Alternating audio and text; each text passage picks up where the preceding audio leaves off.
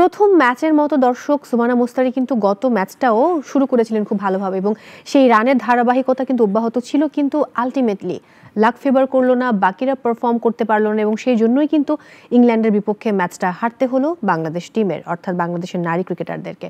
যাই হোক, হার জিত তো খেলায় থাকবেই, তারপর আশা নিয়ে বেঁচে থাকতে হবে, এখনও একটা লম্বা পথ পাড়ি দেওয়া বাকি রয়েছে এবং আমি ইতিবাচকভাবেই আজকের শো আসলে শুরু করতে চাই। কথা বলবো গতকালকের অন্য ম্যাচ নিয়ে এবং সেই সাথে আজকের দিনেও রয়েছে ম্যাচ, সেই ম্যাচ প্রসঙ্গে কথা হবে। সবাইকে ওয়েলকাম করছি Tylox presents Cricbuzz powered by Orix, সঙ্গে রয়েছে মৌসুমী আমার সঙ্গে আছেন ইন্টারন্যাশনাল কমেন্টেটর অ্যান্ড সেই সাথে cricket analyst Syed Sami. Hello hello. এবং রয়েছেন আমাদের ভীষণ ভালোবাসার অভিনয় শিল্পী, যিনি খুব কড়া কথা বলেন, আজকেও বলবেন সেটা আমরা আসলে জানি, আমাদের খুবই পছন্দের চাষি আলম। কেমন আছেন? ভালো, আলহামদুলিল্লাহ। ভালো থাকারই কথা, কিন্তু কালকে নারীরা হেরে গেল, কষ্ট পেয়েছেন নাকি? একটু তো কষ্ট লাগবেই, কারণ স্বাভাবিক, বাংলাদেশ নারী টিম ভালোই খেলতেছে। খালি দুর্ভাগ্য আমাদের, কারণ ইংল্যান্ড তো একটু ফিট টিম, কারণ এক একটা প্লেয়ার যে হাইট, ওই হিসাবে আমাদের দেশের প্লেয়ারদের হাইট টাইট কম। আমাদের নারী টিমদেরকে ওরকম ভাবে একটা গুরুত্ব দেওয়া হয় না। সবকিছু মিলায় কিন্তু আমরা ওইভাবে নাই, যার কারণে একটু তো খারাপ লাগবেই, খুব স্বাভাবিক ব্যাপার। সামি ভাইয়া, গতকাল ম্যাচেও কিন্তু আমরা দেখেছি যে সুমানা মুস্তারি তার প্রথম ম্যাচের মতো, প্রথম ম্যাচে তিনি আসলে 36 বলে 34 করেছিল এবং গত ম্যাচে আমরা দেখেছি 48 বলে 44। সো তিনি কিন্তু রান করছেন, বাট বাকি সেই নিগার গত ম্যাচে 18 বলে 18 করলো, কিন্তু গতকালকে তার অবস্থান আরো রান, হ্যাঁ 20 বলে মাত্র 15 রান করেছে। সো আমার মনে হয় যে বাকিরা যদি একটু পারফর্ম করতো তাহলে হয়তো সেই 119 রানের যে টার্গেট, সেই টার্গেটটা আমরা হয়তো ছুঁতে পারতাম।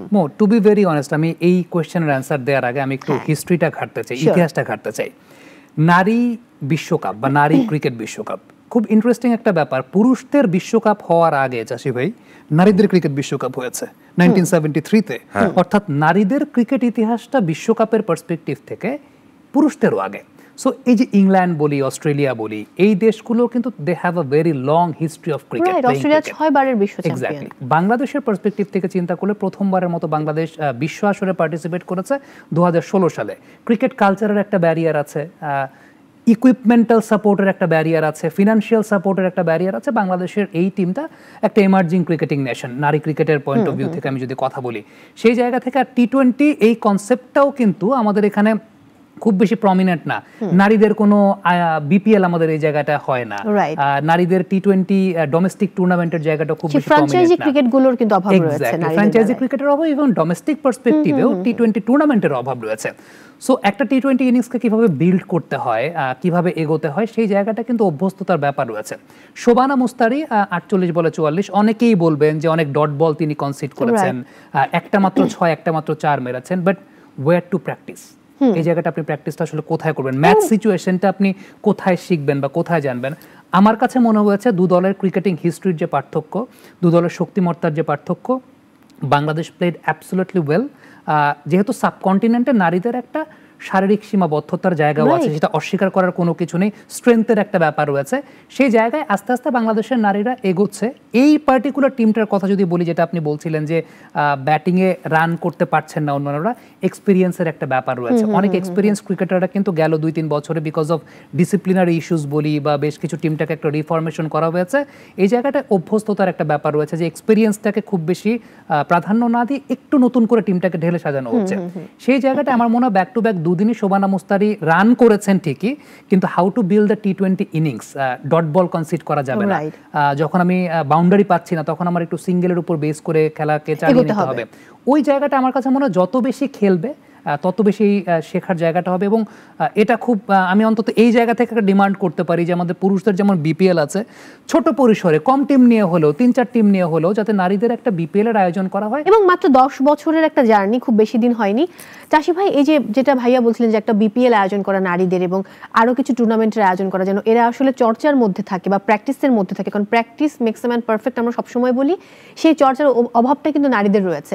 আমাদের ক্রিকেটাররা আসলে খুব চমৎকারভাবে এসে এয়ারপোর্টে নেমে তারা ফ্লাই করে, আর আমাদের নারীরা কাঁধে ব্যাগ ঝুলিয়ে রিক্সায় করে এসে তারপর নামে। সো একটা বিস্তর পার্থক্য এবং ফারাক কিন্তু এখানে আমরা দেখতে পাই।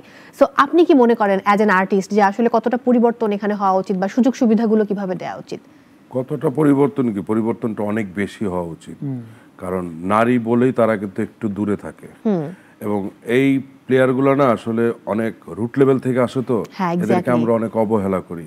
আপনি পাশাপাশি ফুটবলেও দেখেন, ফুটবল টিমটাকে আমরা পাত্তাই দিচ্ছি না। আমরা পুরুষ ফুটবলও পাত্তা দিচ্ছি না, ক্রিকেট তো দিচ্ছি না, আবার মেয়েদের যে ফুটবলটা ওইটা তো দিচ্ছি না। আমরা নারী বলে আমরা ওদেরকে মনে হয় পাত্তা দিচ্ছি না, কারণ অনেক রুট লেভেল থেকে আছে। এটা যদি আবার শহর কেন্দ্রিক সবাই থাকতো তাহলে মনে হয় পাত্তা দিতাম আমরা একটু, এবং তাদের প্রতি বেশি সহানুভূতি থাকতো, তাদের বেশি আমরা ওই যে ইকুইপমেন্টসের কথা বললো, আপনারা দেখুন অনেক প্লেয়ারের কাছে কিন্তু ওরকম ইকুইপমেন্টস নাই। স্পন্সর Right, পাওয়া right. যায় না। স্পন্সর তো বাদ, ওইটা তো অনেক পরের হিসাব। স্পন্সর দিতে চায় না একটা কারণেই, যে এই প্লেয়ারদেরকে কেন দিব, বিষয়টা এরকম হয়ে গেছে। কিন্তু এদের প্রতি বেশি দিতে হবে। দেখেন যত আমরা ওদেরকে মনোযোগ দিব ওদের প্রতি, তাইলে আমাদের আশা করি 10 বছর না, আগামী 5 বছরের মধ্যে আমরাও রেজাল্ট নিয়ে আসবো। Exactly. কারণ আমাদের প্লেয়াররা কিন্তু জান পরাণ দিয়ে খেলে, অন্যান্য প্লেয়াররা কিন্তু অন্যান্য দেশের প্লেয়াররা এইভাবে আসেই না। না আমরা মনে হয় কি যে না থাক, এদেরকে দেওয়া লাগবে না, আমরা অন্যজনকে দিই। আপনি মিডিয়ার ক্ষেত্রেও দেখেন, একটা প্লেয়ার বলেন, একটা আর্টিস্ট বলেন, তার পিছনেই দৌড়ায়, কিন্তু আরো যা চারপাশের অনেক আর্টিস্ট রয়েছে, এদেরকে কিন্তু কখনোই করি না। কারণ যাকে একটু বেশি দেখা যায়, ধরেন আমাকে, আমার কথা বলি, আমাকে বারে বারে নিয়ে আসবে। আরেকজন কেন না, নতুনদেরকে বেশি একটু সুযোগ দেখ না, আমার পিছনে যদি না করে আর একটা ভালো আর্টিস্টকে যদি সময় দেয়, তাহলে সেও কিন্তু ভালো করে। তাতে কি হইলো, মার্কেটটা বড় হইলো, মানুষ বেশি হইলো আমার। তখন অবশ্যই আমরা ইন্ডিয়া থেকে এত প্লেয়ার আমাদের এখানে তো খুঁজেই পাই না, আমরা যাচ্ছিও না, আমাদের control board, cricket control board কোথাও যাচ্ছিও না। ওই যে বিপিএল এর কথা বলতেছে, বিপিএলই হয় না। আর বিপিএল ছেলেদের মধ্যেই তো ক্যাচার লেগে গেছে, আর মেয়েদেরটা কি হবে বলেন। একটু অস্ট্রেলিয়া এবং সেই সাথে আমরা আসলে শ্রীলঙ্কা। শ্রীলঙ্কার প্রসঙ্গে যাব। শ্রীলঙ্কা পরপর দুটো ম্যাচ হেরে গেছে, এবং অন্যদিকে অস্ট্রেলিয়া তো দ্য মাইটি অস্ট্রেলিয়া, আমরা ছেলে ক্রিকেটের বেলাতেও বলি সাবকন্টিনেন্টাল কন্ডিশনে বোলিং কম্বিনেশনটা সেট করতে পারবে না, বাট তাদের জন্য একটা বড় এক্সপেরিমেন্টাল জায়গা ছিল লাস্ট তারা বাংলাদেশ ট্যুর করে গিয়েছিলেন। লাস্ট যখন বাংলাদেশ ট্যুর করে গিয়েছিলেন 5টা ম্যাচ তারা খেলেছেন। সেই জায়গা থেকে সাবকন্টিনেন্টাল কন্ডিশনে আসলে কখন আপনি স্পিনারদেরকে ব্যবহার করবেন, কখন পেসারদের ব্যবহার করবেন, আর সবচেয়ে ইম্পর্টেন্ট ব্যাপার যে এই কন্ডিশনগুলোতে পেস বোলারদের লেন্থটা কেমন হবে। নর্মালি তারা যেহেতু অস্ট্রেলিয়া ইংল্যান্ডের কন্ডিশনে বেশি ম্যাচ খেলেন, তারা একটু পেছনের দিকের লেন্থটা ব্যবহার করতে স্বাচ্ছন্দ্য বোধ করেন। কন্টেন্ট বোলিংটা খুব ভালো মতো করতে পেরেছে, মানে ওই জায়গাটায় রানের চাকাটাকে তারা টেনে ধরতে সক্ষম হয়েছে, রাদার দেন উইকেট টেকিং এর জায়গা। যখন আপনি রান আটকাতে সক্ষম হবেন টি-20 ক্রিকেটে, উইকেট তখন অটোমেটিকলি পড়বে। সো আমার কাছে মনে হচ্ছে অস্ট্রেলিয়ার বোলিং অপশনটা অনেক বেশি, 6-7জন বোলার তারা ব্যবহার করেছে। পার্থক্যের জায়গাটা আপনি একটা বিষয় খেয়াল করছেন যে চাষি ভাই যেটা খেয়াল করলেন, অস্ট্রেলিয়ান ব্যাটাররা যখন ব্যাটিং করছেন স্ট্রেট জোনটা বেশি ব্যবহার করছেন এবং ডিস্টেন্স ক্লিয়ার করতে পারছেন। সো সাবকন্টিনেন্টাল মেয়েদের ক্রিকেটের সঙ্গে ওই অঞ্চলের মেয়েদের ক্রিকেটের পার্থক্যটাই এটা, স্ট্রেংথের জায়গাটা, যেটা ওই যে লং অন লং অফটা ক্লিয়ার করতে পারার এবিলিটির জায়গাটা। So this is the difference, যেটা আমার কাছে মনে হয় যে এই দলগুলোকে এগিয়ে রাখে। রাদার দেন সাবকন্টিনেন্টে যদি তাদেরকে চ্যালেঞ্জ করতে পারে কোনো টিম, সেটা নাওয়াডেজ ইন্ডিয়া। রাইট, বাট ইন্ডিয়ার প্রথম ম্যাচটা কিন্তু ইন্ডিয়া আসলে সেই আপনার খুবই পছন্দের হরমনপ্রীত কৌর, তিনি আসলে টিমটাকে নিয়ে আগাতে পারেননি, যেটা আমরা আশা করেছিলাম যে ইন্ডিয়া খুব দুর্দান্তভাবে জয়লাভ করবে। আমি খুব হতাশ হয়েছি, বাট আমারও ইচ্ছা ছিল যে, আমি চেয়েছিলাম মন থেকে যে ইন্ডিয়া আসলে জয়লাভ করুক, বাট সেটা হয়নি। আমি চাষি ভাইয়ের কাছে চলে যাবো। চাষি ভাই, ক্রিকেট খেলেন কিনা আপনি, বা এখন খেলা হয় কিনা? ছোটবেলায় তো আমরা সবাই কম বেশি, নারী বা পুরুষ যেটাই বলি না কেন, একটু হলেও ব্যাটে হাত দিয়েছি। এখন খেলা হয় না, কারণ এখন তো অনেক মোটা হয়ে গেছি, নড়াচড়ার একটু প্রবলেম হয় না। ক্রিকেট খেলতে হলে তো ফিট থাকতে হবে। বাট আমি জানি যে আপনি মানে খেলাধুলার প্রতি আপনার ভীষণ রকমের আসক্তি আছে। আসক্তি আছে, হ্যাঁ। শুটিং এর পছন্দ কখনো করেন? ব্রেক টাইমে খেলা হয় না? না, শর্ট পিচ এটা হয় না, কারণ না, যে একটু ফিগারের একটা ব্যাপার। ক্রিকেট খেলা তো একটা ফিট হইতে হবে, Fit হইতে হবে, মানে যে কোনো খেলাতেই ফিটনেস ভালো থাকতে। আমার তো ফিটনেস তো ওরকম কিন্তু না, আপনি আমি তো মনে করি। ফিটনেস নিয়ে আপনি টেনশনও থাকেন না, আপনার মধ্যে ওইটাও না। আমি জানি না ভাবি আপনাকে বকা দেয় কিনা যে একটু পরিবর্তন হইতে হবে। না, বকা দেয় না, ওর সব বিষয় কিছু বলে না। আচ্ছা, মানে এই ছাড়টুকু তিনি আসলে এই সবসময় দেন। ছাড়টুকু আছে, কিন্তু খেলাধুলা পছন্দ আমার। কারণ খেলাধুলা হইলে হয় কি, একটু মানসিকভাবে ভালো থাকা যায়। হইচই হয়তো, আর হইচই জিনিসটা আমার খুব পছন্দ। আচ্ছা, স্টেডিয়ামে খেলা দেখতে গেলে তো অনেক মানুষ, অনেক রকম শব্দ পাওয়া যায়, ওইটাও আলাদা একটা মজা। ক্রিকেট খেলা আসলে নারী খেলা তো একটু দূরে আছি আমরা, কারণ ওই যে বললাম না যে অবহেলা করি আমরা, এক্স্যাক্টলি। মনোযোগ দেই না, এই কারণে নারী ক্রিকেটটা একটু দেখাও হচ্ছে না ওরকম। আর খেলাধুলা এখন করবো কোথায়, মাঠও তো নাই, আগের মতো সেই অবস্থা নাই তো। এক্স্যাক্টলি, এটা একটা অনেক বড় ব্যাপার যে আগের মতো সে অবস্থা নেই। এবং এই যে আপনাকে আমরা দেখি যে আপনি প্র্যাকটিস করছেন ঠিকই, কিন্তু সবার পক্ষে তো আসলে ওখানে গিয়ে প্র্যাকটিস করা সম্ভব হয়ে ওঠে না। এবং ওই সুযোগটাও নেই যে ঘরের নিচে বা বিল্ডিং থেকে নিচে নামলেই একটা মাঠ পাবো। আমরা দেখি গলির মধ্যে ছেলেরা, বাচ্চারা এখন ক্রিকেট খেলে। সো ওইটাই হয়ে গেছে তাদের ওই সরু মাঠ, কিছু করার নেই আলটিমেটলি। আজকের দিনের ম্যাচের প্রসঙ্গে যেতে চাই সামি ভাই। আজকের দিনের প্রথম ম্যাচ আসলে যা কন্ডিশন চলছে আমি জানি না, গতকালকে কিন্তু মানে প্রেডিক্ট করা গেছে যে কোন টিমটা জয়লাভ করবে। আগে থেকেই একটা ধারণা ছিল যে অস্ট্রেলিয়া জয়লাভ করবে এবং অন্যদিকে ইংল্যান্ড, সেটা হয়েছে। বাট আজকের প্রথম ম্যাচ নিয়ে কি বলতে চাইবেন? ইন্ডিয়া পাকিস্তান আজকে যে ম্যাচ রয়েছে এবং যে বিষয়টা ঘটে সেটা হচ্ছে যে ইন্ডিয়া পাকিস্তান পুরুষদের ক্রিকেটে যে ধরনের দ্বৈরথটা থাকে, নারীদের ক্রিকেটে আসলে অনেক বেশি মাত্রায় এক পেশে থাকে। যে বিষয়টা আমরা খেয়াল করি, যে কারণ নারীদের ক্রিকেটে ইন্ডিয়া একচেটিয়াভাবে একটা আধিপত্য বিস্তার করে। যদিও প্রথম ম্যাচটা ইন্ডিয়া হেরে যাওয়ার দরুন একটা অনেক বড় প্রেসার কিন্তু ইন্ডিয়ার মধ্যে অবশ্যই থাকবে, কারণ অন্যদিকে ইন্ডিয়া হেরে গেছে, পাকিস্তানও তাদের প্রথম ম্যাচটা হেরে গেছে। পাকিস্তানের এক্সপেকটেশনের জায়গাটা ওইরকম নাই, কারণ because they have not come here to win the World Cup. To be very honest, পাকিস্তানের টিমটার যে কন্ডিশনটা আছে তারা জানে তারা ওয়ার্ল্ড কাপ জিতবে না, সো এক্সপেকটেশনের জায়গাটা ওরকম নাই। ইন্ডিয়ার যে বিষয়টা, they have come here to win the World Cup, subcontinental World Cup হচ্ছে এবং সবচেয়ে উল্লেখযোগ্য ব্যাপার তারা ফর্মে আছে। সো এই জায়গা থেকে প্রথম ম্যাচ হেরে যাওয়ার দরুন ইন্ডিয়ার এই টিমটা কালকে কিন্তু জেমিমা রদ্রিগেজ একটা প্রেস কনফারেন্স করেছেন, যেখানে বলছিলেন যে ইট ওয়াজ আ ওয়েক আপ কল, যে কোনো প্রতিপক্ষকে ছোট করে দেখার কোনো সুযোগ নাই। স্ট্যাটিস্টিক্স যাই থাকুক না কেন, হিস্ট্রি যাই বলুক না কেন, ওয়ার্ল্ড কাপে অন দ্যাট পার্টিকুলার ডে আপনাকে ম্যাচটা জিততে হবে। সো ওই জায়গাটা আমার কাছে মনে হয়েছে প্রেশারটা তারা নিয়েছে এবং তারা তাদের ব্যাটিং কম্বিনেশন নিয়ে একটা প্রবলেমে ভুগছে, যে প্রবলেমটা হারমানপ্রীত কৌরকে 3 নম্বর পজিশনে ব্যাটিং করার কথা চলছে, বা হারমানপ্রীত কিন্তু 2019 সালের পর থেকে আর 3 নম্বরে ব্যাটিং করেননি। সো ইনিংস বিল্ড আপের জায়গাটা তারা অনেক বেশি মাত্রায় ডিপেন্ডেন্ট কিন্তু এই মুহূর্তে তাদের টপ অর্ডারে শেফালি ভার্মা এবং স্মৃতি মান্ধানের উপরে। ওই জায়গাটা যদি ক্লিক করে আফটার দ্যাট হয়তো বা ইন্ডিয়া একটা ফ্লারিশ করতে পারে। একটু চোখ রাখবো চাষি ভাই পর্দায় এবং দেখে নেব এই মুহূর্তে ইন্ডিয়ার ক্যাপ্টেনের প্রোফাইল। ওকে, হারমানপ্রীত কৌর এবং এক্স্যাক্টলি ইন্ডিয়া ম্যাচ খেলেছেন এই পর্যন্ত 174, batting allrounder, batting bowling allrounder strike rate হচ্ছে আপনার 121 এবং রান 3441। বাট একটু ডিফারেন্ট রোলে এখন তাকে খেলতে হচ্ছে, যেটা আমি বলছিলাম যে গত ম্যাচ থেকে কিন্তু 3 নম্বর পজিশনে ব্যাটিং করা শুরু করেছেন ফাতিমা সানা। খুব রিসেন্টলি ক্যাপ্টেন্সিটা পেয়েছেন পাকিস্তানের পক্ষে। 44 ম্যাচ, বোলিং অলরাউন্ডার 116, তার স্ট্রাইক রেট, রান করেছেন 346, 33টা উইকেট পেয়েছেন। তার সবচেয়ে উল্লেখযোগ্য ব্যাপারটা হচ্ছে মিড ওভারসে উইকেট ক্যারি করতে পারে। এর আগের ম্যাচও দেখা গেছে মিড ওভারসে উইকেট নিয়েছেন, যেটা আসলে উইমেন্স ক্রিকেটে যে বিষয়টা হয় যে আপনি একটা স্টার্ট হয়তো বা পেয়েছেন, কিন্তু মাঝখানের ওভারগুলো যখন ফিল্ড সেট আপটা ছড়িয়ে ছিটিয়ে আছে তখন রান বের করাটা খুব ডিফিকাল্ট হয়েছে। তখন যে বোলারটা আসলে উইকেট ক্যারি করতে পারবেন সেই বোলারটা আলটিমেটলি আপনার জন্য একটা ইম্প্যাক্টফুল বোলার হবেন। সো ফাতিমা সানার এই ক্যাপাবিলিটির কথা বলতে আলাদা করে 44টি ম্যাচ খেলেছে, তার মধ্যে 33টি উইকেট নিয়েছে, সো ইটস গুড।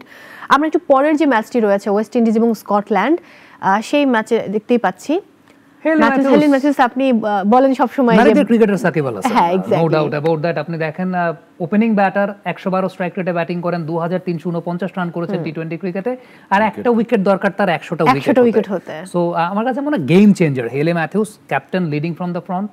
ওয়েস্ট ইন্ডিজের একটা লেগাসি রয়েছে, তারা টি20 ওয়ার্ল্ড কাপ একবার জয়লাভ করেছে, সো এই টুর্নামেন্টে ভালো করতে চাইলে সে শুড স্টে। আই থিংক যে আজকের দিনে তিনি আসলে হেলে ম্যাথিউস তিনি একটা উইকেট পেয়ে যাবেনই এবং তার 100 উইকেটস পূরণ হয়ে যাবে টি20তে। অন্যদিকে একটু তাকাই ক্যাথরিন আসলে 46টি ম্যাচ খেলেছে, অলরাউন্ডার, স্ট্রাইক রেট হচ্ছে 104.04 এবং রান করেছে 1208, উইকেটস নিয়েছে 47টি। এমার্জিং নেশন এবং এমার্জিং নেশনের লিড করছেন এরকম একটা বড় মঞ্চে, ডেফিনেটলি এটা তার জন্য একটা অনেক বড় প্রাপ্তির জায়গা। এবং সেই সাথে ব্যাপারটা হয় না যে এই টাইপের দলগুলো হয় কি যে পাওয়ার তো হারানোর তো আসলে কোনো কিছু নেই, পাওয়ার অনেক কিছু আছে। সো আমার কাছে মনে হয় they will give a tough fight এবং under the leadership of Catherine আমার কাছে মনে হয় যে they are going well. Right. ভাইয়া আমি যদি একটু চাষি ভাইয়ের কাছে যাই, যে সাউথ আফ্রিকা 10 উইকেটে জয়লাভ করেছিল ওয়েস্ট ইন্ডিজের এগেইনস্টে।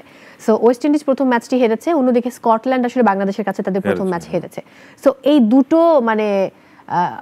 দুটো টিমই চাইবে তাদের জয়টাকে আজকে বহাল রাখার জন্য। সেখানে হয়েছে কি দুইটা ম্যাচে কিন্তু খুব বড় একটা ম্যাচ, একটা ইন্ডিয়া পাকিস্তান। আপনি একটা কিন্তু ভুল বলছিলেন যে পাকিস্তান প্রথম খেলা পাকিস্তান শ্রীলঙ্কার সাথে মানে জিতেছিল, হ্যাঁ প্রথম খেলা জিতছে, ইন্ডিয়া হেরে গেছে। ইন্ডিয়ার একটা বড় চাপ আছে, পাকিস্তানের তো একটা চাপ আছে, যেহেতু ওরা ওরকম এত টিম কিন্তু না। আর সেকেন্ড যেটা একটা আছে যেটা হলো ওয়েস্ট ইন্ডিজ আর স্কটল্যান্ড, দুজনেই কিন্তু হারা, দুজনের মধ্যে আর একটা চাপ। আজকে দুইটা ম্যাচ কিন্তু খুব বড় ম্যাচ, দুজনেরই কিন্তু খুব অস্তিত্ব নিয়ে থাকতে হবে, কারণ প্রথম দুইটাই হেরে গেছে, না এটা হারা গেলে কিন্তু বাদ হয়ে যাওয়ার কথা। বাদ হয়ে যাওয়ার কথা ঠিক না, অনেক ক্যালকুলেশনের উপর মানে মোটামুটি ক্যালকুলেশনটা তো পরে করি আমরা, আগেই চিন্তা করে যে যদি হেরে যেতে তো বাদ হয়ে যাবো, কারণ যে হারবে সে 2টা গেম হেরে যাবে। এক্স্যাক্টলি এই স্কটল্যান্ড আর ওয়েস্ট ইন্ডিজের প্রেসার, ওইখানে যদি আবার ইন্ডিয়া হেরে যায় তাহলে তো ইন্ডিয়ার আরো চাপ, কারণ 2টা হেরে যাচ্ছে।